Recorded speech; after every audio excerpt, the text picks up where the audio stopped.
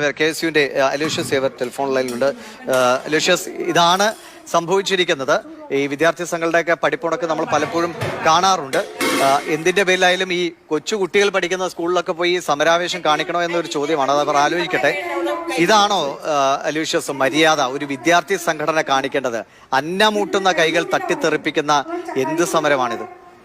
വലിയ ദുഃഖകരമായിട്ടുള്ള ആ വിഷ്വലുകൾ കാണുമ്പോൾ തന്നെ നമ്മളെ ഭയപ്പെടുത്തുന്ന തരത്തിലാണ്. എത്തരത്തിൽ SFI ഒരു വിദ്യാർത്ഥി സംഘടന എന്ന നിലയിൽ എങ്ങനെ ഇത്തരത്തിലൊരു പ്രതികരിക്കാൻ സാധിക്കും, അല്ലെങ്കിൽ ഇത്തരത്തിലുള്ള ഒരു പ്രവൃത്തി ചെയ്യാൻ സാധിക്കുമെന്ന് പോലും നമ്മൾ അതിശയിച്ചു പോവുകയാണ്.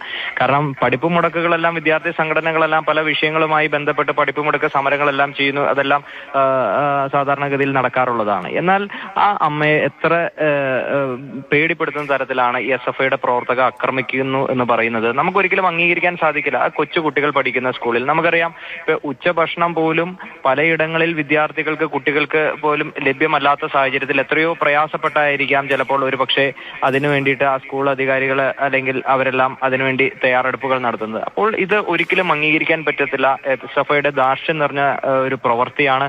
അതിൽ SFI സംസ്ഥാന നേതൃത്വത്തോട് ഈ പ്രവൃത്തിയിൽ ശക്തമായിട്ടുള്ള വിയോജിപ്പ് രേഖപ്പെടുത്തുന്നതോടൊപ്പം ആ പ്രവൃത്തിക്ക് നേതൃത്വം കൊടുത്ത SFIയുടെ സഹപ്രവർത്തകർക്കെതിരെ നടപടി എടുക്കണമെന്ന ആവശ്യം കൂടി KSU മുന്നോട്ട് വയ്ക്കുകയാണ്. ശരി, എന്തായാലും KSU സംസ്ഥാന അധ്യക്ഷൻ അലൂഷ്യസ് സേവരാണ് സംസാരിച്ചത്. അലൂഷ്യസിനോട് ഒരു കാര്യം കൂടി പറയാണ്, നിങ്ങളും KSUവും ഒക്കെ പഠിപ്പ് മുടക്കുകൾ നടത്താറുണ്ട്. ഈ കൊച്ചു കുട്ടികൾ പഠിക്കുന്ന സ്കൂളുകളെയൊക്കെ ദയവ് ചെയ്ത് ഇനിയെങ്കിലും തുടർന്ന് നിങ്ങൾ നടത്തുമ്പോൾ ഇത്തരം സമരങ്ങളിൽ നിന്ന് ഒഴിവാക്കുന്നത് നല്ലതായിരിക്കും. കൊച്ചു കുട്ടികളോട് ഈ ഒരു സമരാവേശം കാണിച്ച് അവരെ പേടിപ്പിക്കേണ്ട ഒരു കാര്യമില്ല. വളരെ നന്ദി അലൂഷ്യസ് പ്രതികരണം അറിയിച്ചതിന്.